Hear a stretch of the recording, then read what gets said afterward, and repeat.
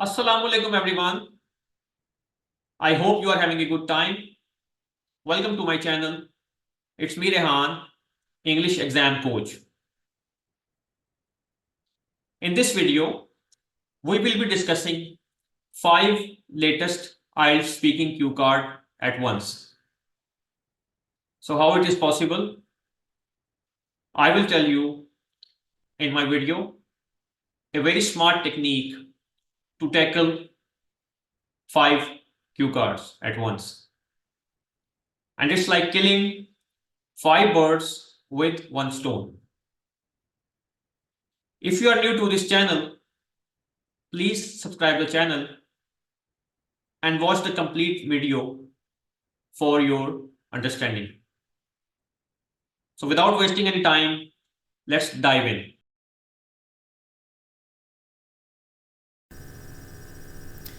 तो चले हम डिस्कस करते हैं वीडियो के अगले हिस्से को।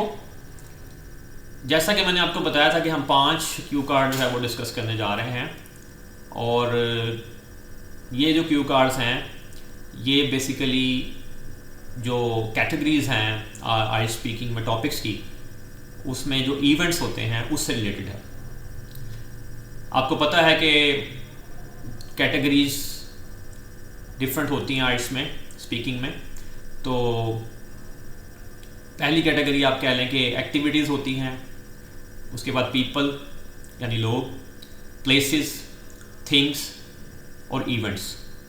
तो ये कैटेगरीज बेसिकली हम डिस्कस करते हैं। इसकी बाइफर्गेशन फर्दर फिर आगे टॉपिक्स आते हैं। तो आज मैं आपको एक बड़ी ज़बरदस्त चीज़ बताने जा रहा हूँ। तो वो चीज़ ये है कि हम इन 5 क्यू कार्ड्स को कैसे एक ही सैम्पल आंसर में कवर कर सकते हैं। क्यों जी, है ना ज़बरदस्त टेक्निक। तो इसके लिए आपको वीडियो पूरी देखनी पड़ेगी। दरमियान में अगर आप स्किप करेंगे तो आपको कॉन्सेप्ट की समझ नहीं आएगी। तो इसलिए वीडियो को एंड तक देखें और चैनल को लाइक करें, सब्सक्राइब करें, ताकि हम मज़ीद इस तरह की वीडियोस जो हैं वो आपके लिए लेके आ सकें। तो चले चलते हैं हम अपनी स्लाइड्स की तरफ और मैं आपको डिटेल में बताता हूँ इसके बारे में कि कैसे हमने इसको एक्सप्लेन करना है। तो ये हैं जी हमारे आइल्स स्पीकिंग, और ये 5 क्यू कार्ड हैं। और इन क्यू कार्ड में जो सबसे इम्पॉर्टेंट है वो सेकंड वन है, ठीक है। तो इसको हम फर्दर डिस्कस करते हैं कि किस तरह हम किस टेक्निक के थ्रू हम इनको मर्ज करके और एक ही आंसर बनाते हैं।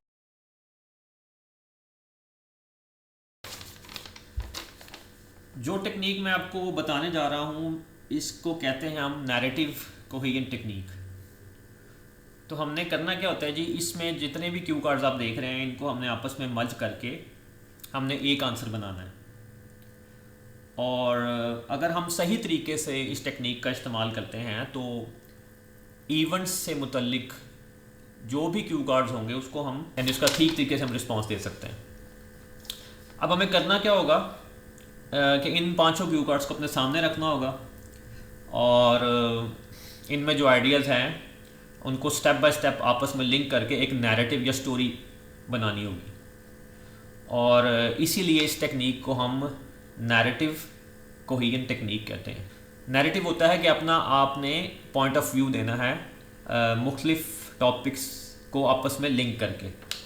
जैसा कि आप देख रहे हैं कि इवेंट से मुतल्लिक ये क्यू कार्ड है और इसमें इवेंट है, बर्थडे इवेंट आपने डिस्कस कर सकते हैं, ठीक है। और उस बर्थडे इवेंट से 1-2 दिन पहले जो भी कंस्ट्रक्शन वर्क हो रहा था उस साइट पे जहाँ पे बर्थडे वो आपके नेबरहुड में थी, तो उस नॉइज़ को आपने थोड़ा डिस्कस कर दिया। उसके बाद फिर आपने जो है जिस भी दोस्त की बर्थडे पे आप गए और वहाँ पे आपने उसको गिफ्ट देना था, ठीक है। तो वो गिफ्ट जो था वो आपने बताया जी कि मैंने ये गिफ्ट दिया, उसके फ़ीचर्स बताए। और उसके बाद आपने ये भी बताया कि ये जो ऐसा काम था यानी गिफ्ट ख़रीदने वाला जो मैंने बहुत जल्दी में किया, तो ये भी कवर हो गया। उसके बाद आखिर में जो है वो जो आपका क्यू कार्ड है लास्ट वाला, वो एन्जॉयबल मील, तो वो तो साफ है, जब आपने कोई भी बर्थडे अटेंड करनी तो आपने वहाँ पे जो है वो जो फीस्ट है वो या बैंकुट जो है वो आपने वहाँ पे अटेंड करनी है। तो ये इस तरह से 5 क्यू कार्ड जो हैं वो आपस में मर्ज हो गए हैं। तो अब हम एक और प्रॉब्लम है वो मैं आपको बड़े आसान तरीके से वो भी समझा देता हूँ, उसको कैसे टैकल करना है। तो उसके लिए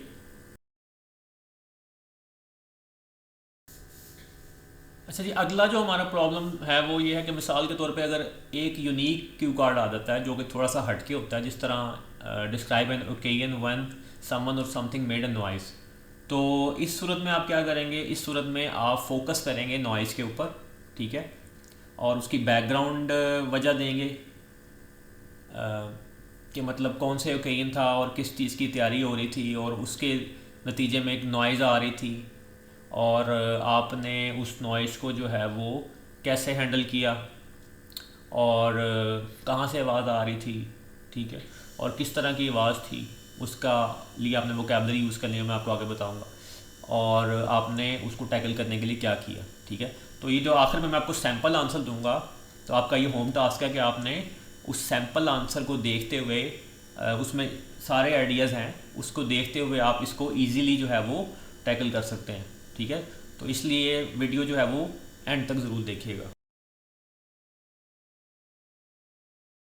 तो चलें जी, अब हम चलते हैं अपनी वोकेबलरी की तरफ। तो वोकेबलरी में जैसा कि आप देख रहे हैं कि इस टॉपिक यानी इवेंट्स रिलेटेड जो भी टॉपिक्स हैं उनमें सारे में ये वोकेबलरी जो है आप यूज़ कर सकते हैं। पहले तो है जी बर्थडे बैश, किसी भी इवेंट के लिए आप बैश यूज़ कर सकते हैं, और ये रैकेट से मुराद आवाज़ होती है जो कि बहुत टीजिंग होती है, आपको परेशान करने वाली।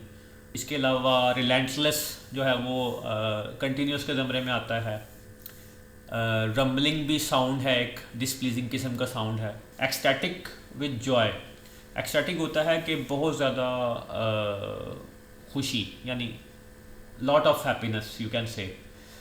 और इसके बाद टू स्नैग, स्नैग बेसिकली एक नॉर्थ अमेरिकन लफ्ज़ है, और ये लफ्ज़ जो है वो यूज़ होता है कोई भी चीज़ हासिल करने के लिए, यानी you can say that I have to snag a watch और एनीथिंग एल्स। और इसके बाद जो एक नया लफ्ज़ है वो है एम्बियंस। तो ये लफ्ज़ जो है वो यूज़ होता है कि किसी भी फंक्शन में आप जाते हैं, वहाँ पे जो एनवायरनमेंट होता है उसका कोई भी ऑरा या उसकी जो मूड होता है या उसकी एनवायरनमेंट होती है, उसको हम एम्बियंस कहते हैं। कैकोफोनी, ये हम यूज़ करते हैं बेसिकली मिक्सचर ऑफ साउंड्स के लिए, ठीक है, मतलब जो मिल के आवाज़ें आ रही होती हैं, इकट्ठी हो रही होती हैं, उसके लिए हम यूज़ करते हैं। और फ्रेजेस में आप आ जाएं तो फ्रेजेस में ये सारी फ्रेज मैंने लिखी हैं, इसको आप देख सकते हैं। और इसके अलावा ईडियम्स जो हैं। तो चलें जी, अब हम चलते हैं अपने सैम्पल ऑडियो आंसर की तरफ, जिसमें मैंने पांचों क्यू कार्ड्स को मर्ज करके और उसका एक ही आंसर जो है वो इस नैरेटिव कोहेजन टेक्निक के ज़रिए डेवलप किया है। Well, last year there was a birthday bash of my friend who is also my neighbor. Firstly, let me tell you about that event. So what happened? I'm a person who loves serenity, so an unprecedented cacophony is teasing for me. 3 days before the event there was a ton of racket going on in my neighborhood, and I was convinced that this loud and unpleasant noise was coming from the background of my neighborhood. Actually, it was for the birthday bash they were setting up. It was like living next to a construction site. The noise was just relentless, rumbling, grinding, you name it. And let me tell you, it was beyond inconvenient, especially with my grade 10 exams just around the corner. It messed up with my sleep and study routine. As I already told you, it was the birthday of my buddy, who is also my neighbor, so I was not supposed to call the police because we are pen friends. A day before the event, I called my buddy and requested to discontinue the ongoing construction work. I was rest assured that he would never let me down, Anyway, he acted upon my request and did something magical to mitigate the effect of that noise. I was a bit satisfied after his prompt action. The next day birthday event was like a breath of fresh air for me, as I had to attend this event after a long pause. I was filled with excitement, ecstatic with joy and over the moon. The next challenge was to buy a gift for my friend. It was a digital wristwatch as per the choice of my friend. I was already late to make the purchase of that gift because the watches I explored were not in my budget, as I was seeking an intelligent purchase. Ultimately, I had to buy it in a hurry because few hours were left for the beginning of this event. Let me tell you that I am a spontaneous and outgoing person, and it's really enjoyable for me to do things in a hurry with close deadlines. With close deadlines. At the end, I finally managed to snag an economical watch from the new gift store, which was just opened in our locality. I got a watch with a sleek design and dashing frame. The time knobs were glowing. You can say it was a masterpiece. After the purchase, I had a sigh of relief and feeling fulfilled, satisfied, and accomplished. At last, the moment arrived when I heard some indicating for the start of that joyous event. The gala took place at the backyard of my friend's house. All the neighbors and friends from the community were there to celebrate this gathering. The dinner was served before the cake cutting ceremony and included scrumptious dishes like rice, bread, mutton stew, grilled chicken, french fries, meatballs, and spring rolls. I ate a few delightful dishes to my likings. The taste of the meal was intense and the atmosphere was electric.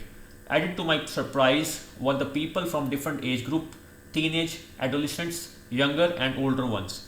The best thing about this event was a chance to meet up with childhood friends and socializing with people living next door after a long gap. The mouth-watering dishes, friendly, happy and spontaneous environment or atmosphere made this cheerful event more vibrant. The celebration continued amidst laughter and music. The ambience was lively, with everyone catching up and socializing. It was a perfect blend of good food and great company, making the ceremony truly enjoyable and momentous. So there you have it, a glimpse into some memorable moments from that eventful day. After this event, I was not only emotionally energized, but my spiritual, mental and physical health improved a lot. So you can use this cue card for any event. इसका जो PDF है वो मैं link में दे दूँगा. वो PDF link जो होगा वो काम आएगा आपको प्रैक्टिस करने के लिए, और उसमें से आप आइडियाज़ गैदर करके इन क्यू कार्ड्स को बड़े स्मार्ट तरीके से प्रिपेयर कर सकते हैं. तो ये था हमारा आज का sample answer. So that's all for today's video, and I hope you found this information very helpful. If you have any question, you can leave them in the comment and I will try to answer them as soon as possible. Don't forget to like, share and subscribe this channel, and you can also follow us on the mentioned link: TikTok, Facebook, Instagram, YouTube. You can also contact us for online classes at the below mentioned WhatsApp number, and you can also email us for any query. So thanks for watching. Allah Hafiz.